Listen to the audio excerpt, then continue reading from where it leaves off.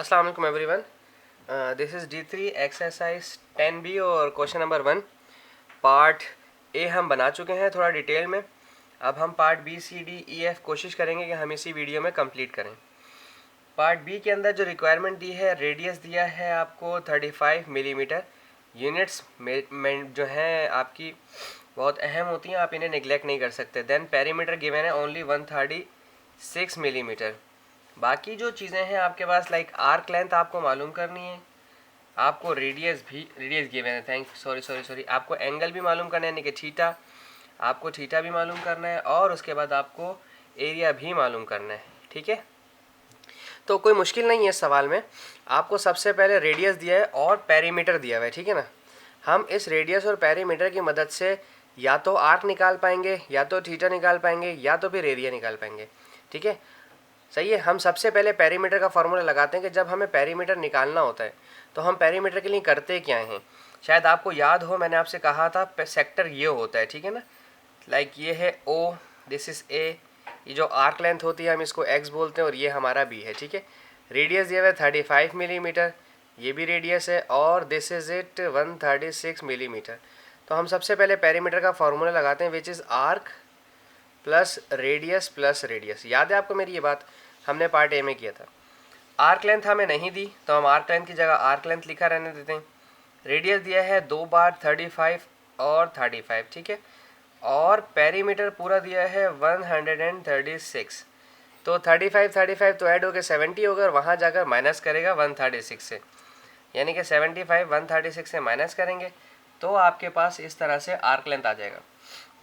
तो ये मेरे ख्याल से 6 माइनस 0 6 और 3 प्लस 3 6 हो गया। चले, ये आपके पास आर्क लेंथ आ गई, विच इज़ AXB। मैं थोड़ा सा दिखाता हूँ, AXB ये वाली चीज़ हमने मालूम कर ली। यहाँ से सिर्फ ये वाला हिस्सा आर्क लेंथ हमने मालूम कर लिया। ठीक है जी, अब हमारे पास आर्क लेंथ आ गई है। अब हम आर्क लेंथ के फार्मूले को इस्तेमाल करते हैं।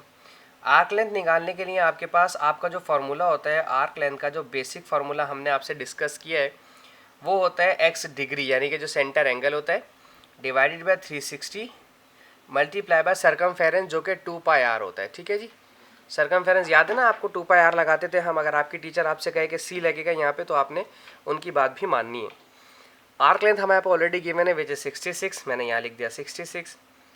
x डिग्री जो कि मुझे नहीं पता अभी है थीटा कितना है, तो मैं उसकी जगह x ही लिखा रहने देता हूँ। देन 2 पाई की वैल्यू आप सब जानते हैं 22/7, और रेडियस गिवन है विच इज़ 35। ठीक है, अब होनी है सिर्फ सिंपल ट्रांसपोजिशन। ये दोनों वैल्यूज़ यहाँ डिवाइड कर रही हैं। अच्छा, एक और चीज़ कि जब यहाँ सब मल्टीप्लाई है तो फिर ये फ्रैक्शन वहाँ जा सकते हैं। अगर प्लस माइनस होता तो पहले एलसीएम लिया जाता है इनका, एक फ्रैक्शन एक डिनोमिनेटर बनाया जाता है। ठीक है, वो एक अलग बहस है। 66 360 और 7 डिवाइड हो रहे हैं तो वहाँ जाकर मल्टीप्लाई करेंगे, क्योंकि ये ट्रांसपोजिशन होती है। एक चीज़ इजिकल्स टू के इस तरफ डिवाइड है तो वहाँ जाकर इसके पास मल्टीप्लाई करेंगे।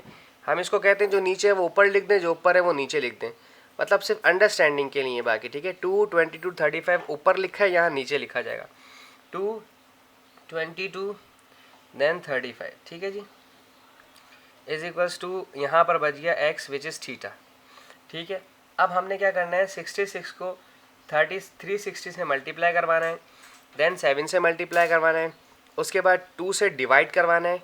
जो आंसर आएगा उसे मज़ीद 22 से डिवाइड करवाएंगे, और जो आंसर आएगा उसे मज़ीद हम 35 से डिवाइड करवाएंगे। ठीक है, तो ये तकरीबन बन रहा है, एक सेकेंड हम चेक कर लेते हैं, थीटा 108 डिग्री। जी हाँ, दिस इज़ 108 डिग्री बन रहा है। तो ये जो आपका सेंटर एंगल था अच्छा खासा बड़ा था, 108 डिग्री 90 से बड़ा था। ठीक है जी, ये अब हमारे पास आ गया है क्या, आर्क हमने मालूम कर ली है, एक रिक्वायरमेंट हमारी आर्क थी वो हमने मालूम कर ली, एंगल हमने मालूम कर लिया। अब रह गया है एरिया।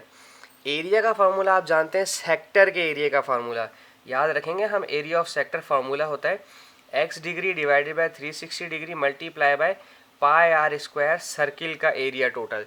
याद है ना, एंगल मल्टीप्लाई बाय सर्किल का एरिया।